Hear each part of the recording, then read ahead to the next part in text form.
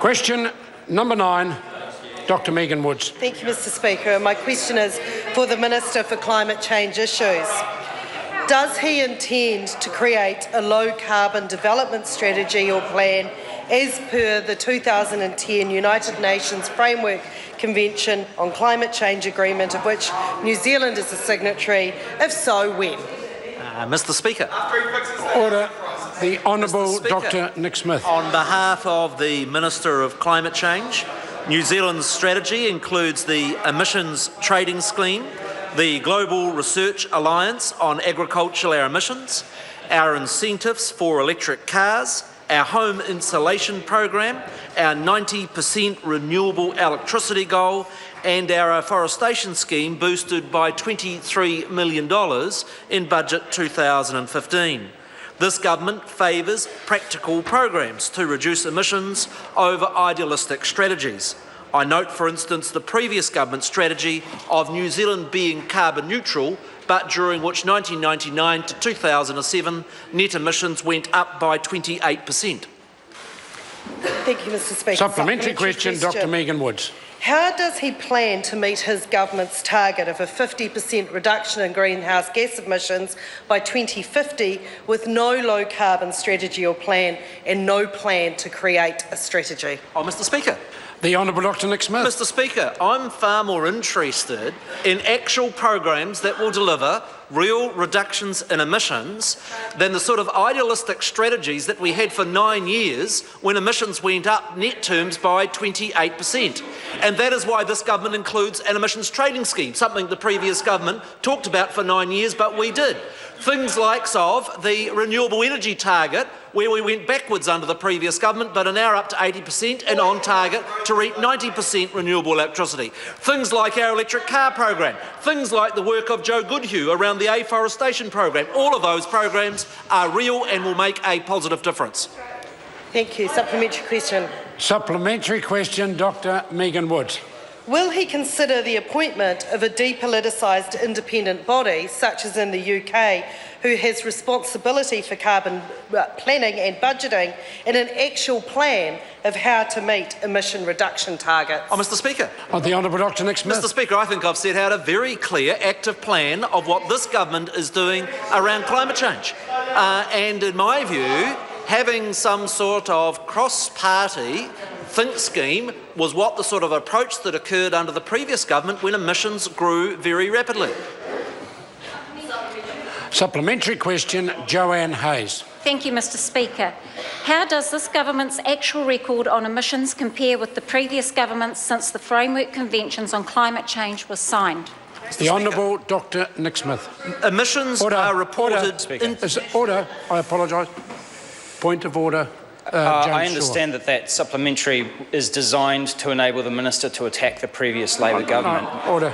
And would contravene your ruling the other day. No, I don't agree. It's perfectly in order for a current administration to talk about records of the former administration and putting that in context. That's order. Mr Speaker. Order. No, I'm on my feet.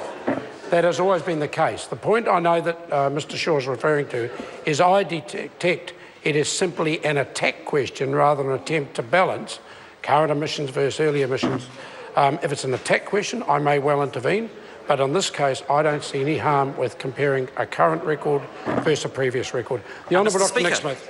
Emissions are reported internationally in both net and gross terms. Gross emissions went up 10% under the 1990s national government.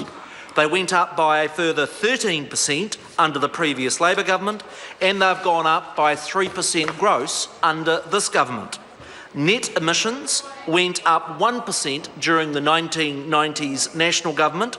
They went up by 28% net under the previous Labour government, and net emissions have dropped 11% under this government. These actual emission records show that this government's climate change policies have been much more successful. Supplementary question. Dr. Megan Woods. Given his previous answers on his government's reliance on the ETS and carbon price. Does the recent increase in the price of a few dollars outweigh the previous collapse in the carbon price when his government took office from over $25 to in the tender cents? And if he measures, and if success is being measured by the change in the price of carbon, does this make the last minister, Nick Smith, a failure? Mr. Speaker. Either of those two supplementary questions, the Honourable Dr. Nick Smith. Mr. Speaker, the legislation that was first introduced to this Parliament by the members' colleagues provided for the New Zealand Emissions Trading Scheme to be open to international units. After the global financial crisis, the international carbon price collapsed, and that meant either our scheme or your scheme.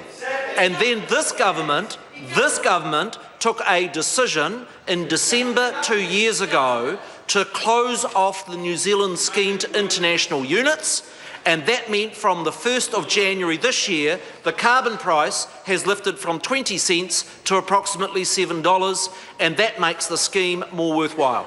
Supplementary question. Supplementary question, Dr. Megan Woods. How does he plan to meet emission reduction targets when his Associate Minister, in an answer to a written question as the Minister of Transport, stated that he was unable to answer because he did not know the meaning of the term emission reduction target?